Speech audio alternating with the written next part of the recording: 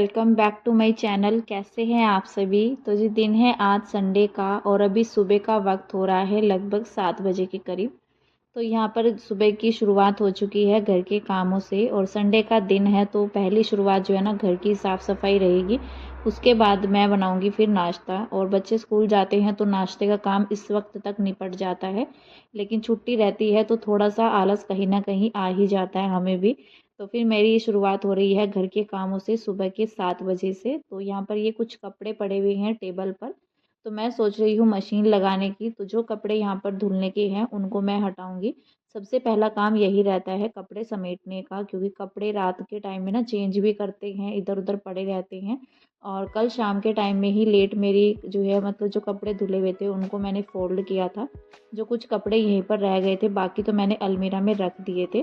तो यहाँ से मैं ये टेबल समेट ले रही हूँ और अभी तक हस्बैंड उठे नहीं थे। तो जिस दिन मोक्ष स्कूल नहीं जाता है तो हस्बैंड थोड़ा सा लेट ही उठते हैं और किशु भी इस टाइम पर सो रखा है। अगर मोक्ष स्कूल जाता है तो वो सुबह में जल्दी उठ जाते हैं, मोक्ष को रेडी करना ये सब रहता है। तो थोड़ा हेल्प वो कर देते हैं जिससे कि मेरे काम सुबह के आसान हो जाते हैं। लेकिन जिस दिन बच्चों की छुट्टी रहती है तो सबका जो है अपना मनमर्जी काम रहता है और सुबह उठ करके करना भी क्या होता है। तो बस उनके काम जो है ना फिर वो कहते हैं कि बस मुझे लेटे रहने दो और थोड़ी देर के बाद मैं उठूँगा। और पर मेरा मन नहीं रहता, जैसे बेड वगैरह सही नहीं होता है ना तो तब तक सफाई में भी मज़ा नहीं आता है। तो मैंने सोचा जितना भी हो पाता है अगर मैं लेट करूँगी इन सब कामों में कि कब बेड खाली होगा कब मैं सफाई करूँ, तो फिर और भी ज़्यादा लेट काम हो जाते हैं और फिर साफ़ सफाई करने के बाद मुझे नाश्ता भी बनाना है। तो इसीलिए मेरी कोशिश रहती है कि टाइम से सारे काम निपट जाए, चाहे संडे हो या मंडे हो। तो बच्चों की छुट्टी हो या ना हो तो बस ये रहता है कि टाइमिंग से जो है घर के काम निपट जाते हैं तो सुकून रहता है। नहीं तो पूरा दिन जो है ना मतलब 11-12 कब बज जाते हैं घर के कामों में। तो कामों में यही रहता है घर के कामों को कितना भी लेट कर लो तो जल्दी से निपटने में आते नहीं हैं। बल्कि मोक्ष को वही आदत है, क्योंकि बच्चे जिस टाइम पर उठते हैं तो उसी टाइम उनकी आंखें खुलना शुरू हो जाती है। तो जैसे मैं उठती हूँ सुबह में मेरा थोड़ा सा काम रहता है वीडियो एडिटिंग वगैरह का, तो वो भी उठ जाता है साथ ही साथ। बल्कि वो फ्रेश भी हो चुका है, ब्रश वगैरह उसने कर लिया है।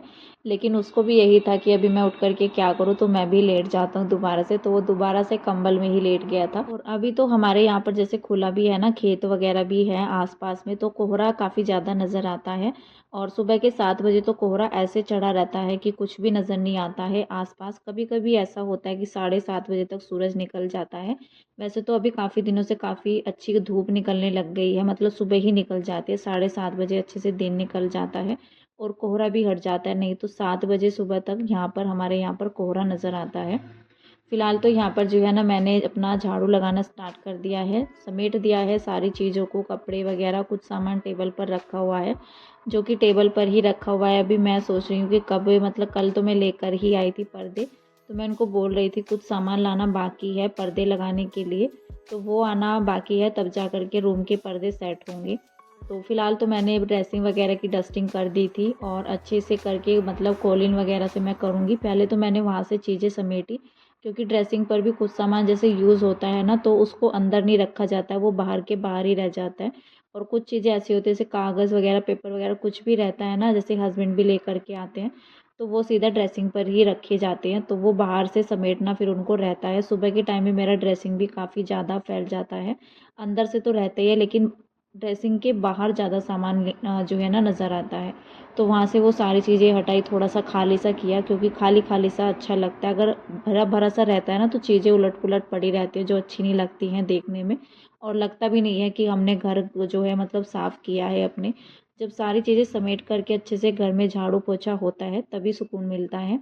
तो फ़िलहाल मैंने झाड़ू निकाल ली थी पूरे घर से अच्छे से, और तब तक जो है हस्बैंड भी उठ गए थे तो मैंने उनको बोल दिया था कि जल्दी उठ जाओ सूरज निकल आया है। क्योंकि ठंड रहती है ना तो फिर वो उठते नहीं हैं, जैसे धुंध वगैरह चढ़ी रहती है तो वो कहते हैं कि अभी नहीं उठूँगा मैं। उनको भी ठंड जो है काफ़ी ज़्यादा लगती है। तो फिर यहाँ पर मैंने अपना काम जो है शुरू कर दिया था।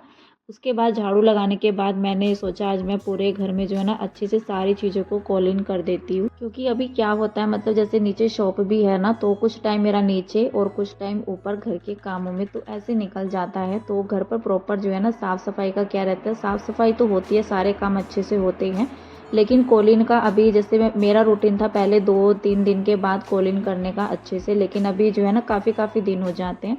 तो फिर मैंने सोचा आज मैं अच्छे से सारी चीज़ें रगड़ करके मतलब कॉलिन से दरवाजे वगैरह मैंने सब साफ़ किए हैं, क्योंकि आने जाने वाले भी रहते हैं ना, जैसे हाथ वगैरह धुलने के लिए, जैसे भाई भी रहता है और नीचे शॉप में रहते हैं तो वो हाथ धुलने के लिए ज़रूरत पड़ जाती है। तो देखते हैं नीचे की साइड जो है ना शॉप के बाहर भी मतलब मेन गेट के बाहर वहाँ पर एक टंकी की सेटिंग जो है कराएंगे। मैंने उनको पहले भी बोला था, क्योंकि बाहर से बाहर ही हाथ धुल जाते हैं ना तो फिर सही रहता है। तो दरवाजे पर हाथ भी लग जाता है, गंदा भी हो रखा था, जैसे लकड़ी वगैरह का काम रहता है, धूल तो चढ़ ही जाती है जब घर में इस तरह का काम लगा ही रहता है।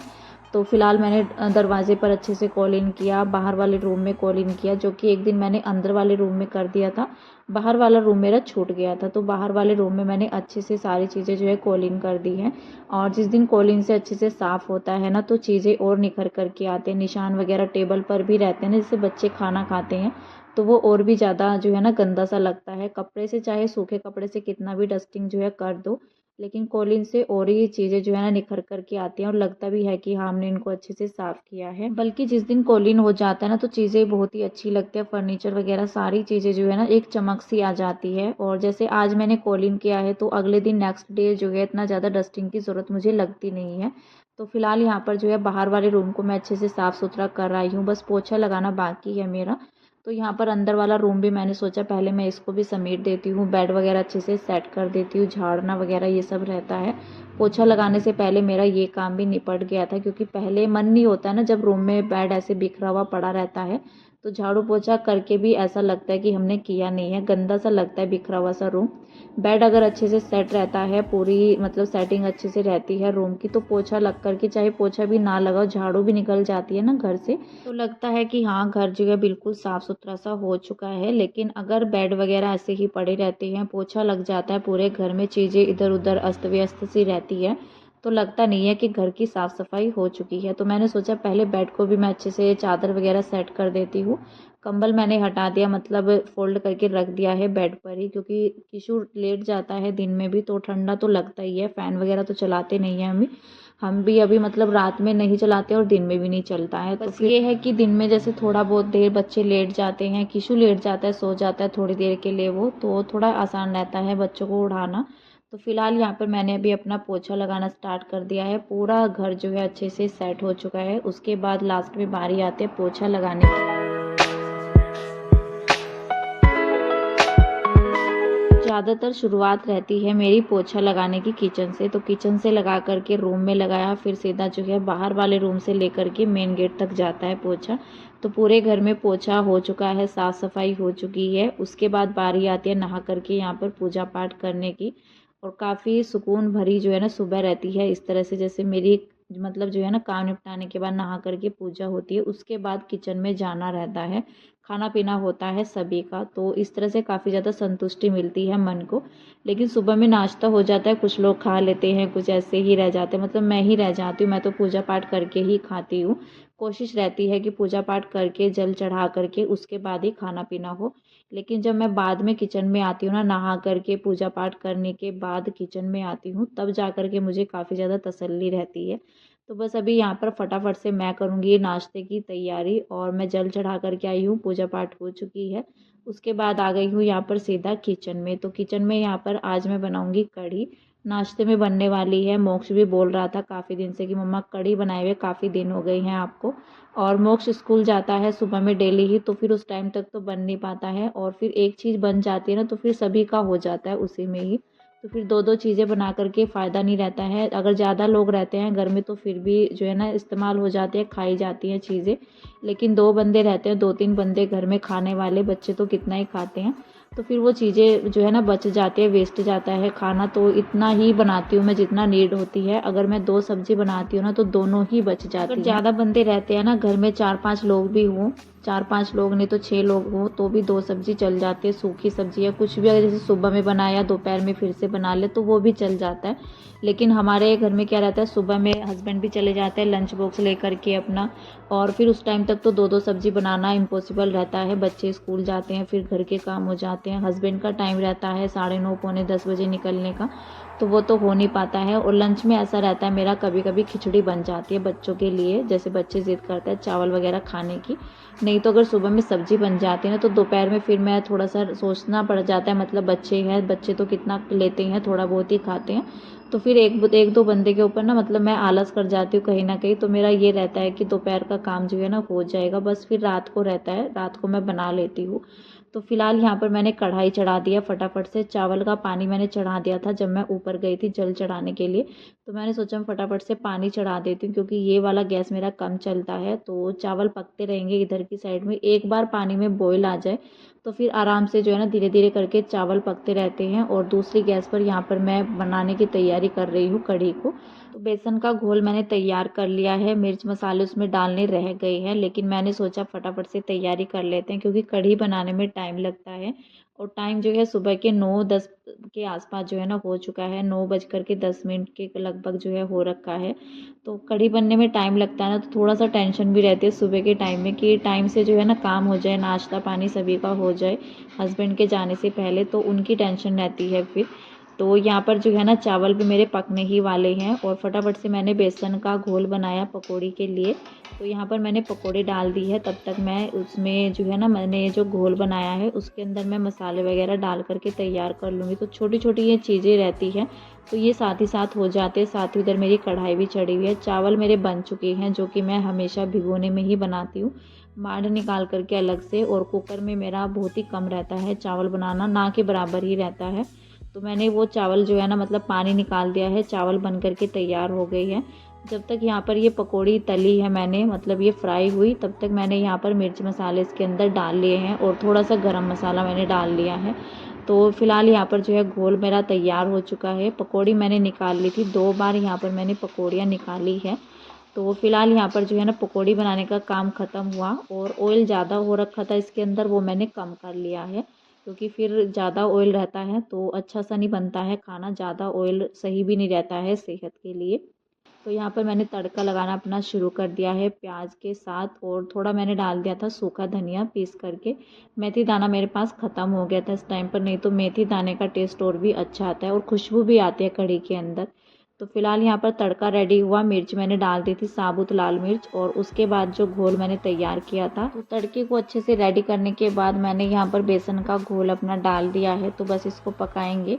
और यहाँ पर मैंने थोड़ा सा उबाल आने के बाद मैं गैस को कम कर देती हूँ, थोड़ा सा धीमी आंच पर अगर पकाते हैं ना तो कढ़ी अच्छे से पकती है, खुशबू भी आती है। और दूसरी बात ये, जितना ज़्यादा कढ़ी पकती है उतना ही ज़्यादा कढ़ी का टेस्ट भी आता है। तो फिलहाल यहाँ पर मैंने पकौड़े डाल दी है, मसाले, और थोड़ी सी मैंने डाल दी है कसूरी मेथी। सब बन चुका है, हस्बैंड भी जा चुके हैं ड्यूटी और बच्चों को भी दे दिया मैंने, हस्बैंड का लंच बॉक्स भी पैक कर दिया। बस अभी मैं करूँगी नाश्ता, उसके बाद मैं किचन अपनी साफ़ करूँगी। तो यहाँ पर कढ़ी रखी हुई है और चाय बनाऊँगी पहले तो मैं, तो चाय पीते हैं और फिर मिलते हैं आपसे। फ़िलहाल तो सभी को नाश्ता करा दिया है, बच्चों को भी करा दिया। बच्चे कर ही रहे थे बाहर वाले रूम में बैठ कर के और उनका टीवी भी चल रहा था। हस्बैंड जा चुके हैं तो उनके जाने के बाद मैंने यहाँ पर बना ली है अपने लिए चाय। जब तक सुबह की चाय ना पियो तो मतलब सुकून नहीं मिलता है, जब तक काम निपटा करके आराम से चाय पीते हैं बैठ कर के। और नाश्ते में चाहे कुछ भी बने लेकिन मुझे साथ में चाय ज़रूर चाहिए। तो यहाँ पर मैंने अपनी प्लेट लगा ली है और मसाले वगैरह मैं ऊपर से डालती हूँ, तड़का तो मैं नहीं लगाती हूँ। तो कसूरी मेथी डाल देती हूँ, मसाले डाल देती हूँ, टेस्ट अच्छा आता है कसूरी मेथी डाल करके कढ़ी के अंदर। तो पहले तो मैंने नाश्ता किया आराम से बैठ करके, उसके बाद किचन साफ़ किया अपना, और कुछ कपड़े मैंने नहाते वक्त धुल दिए थे तो उनको ड्रायर करूँगी और ऊपर छत में डाल करके आऊँगी। तो बस सबसे लास्ट काम मेरा यही रह गया है। फिलहाल तो आज के इस वीडियो का एंड कर देते हैं यहीं पर, मिलते हैं आपसे नेक्स्ट अच्छे से वीडियो के साथ। और वीडियो अच्छा लगता है तो प्लीज़ लाइक कर दीजिएगा, चैनल को सब्सक्राइब कीजिएगा। तब तक के लिए bye bye, take care and thank you.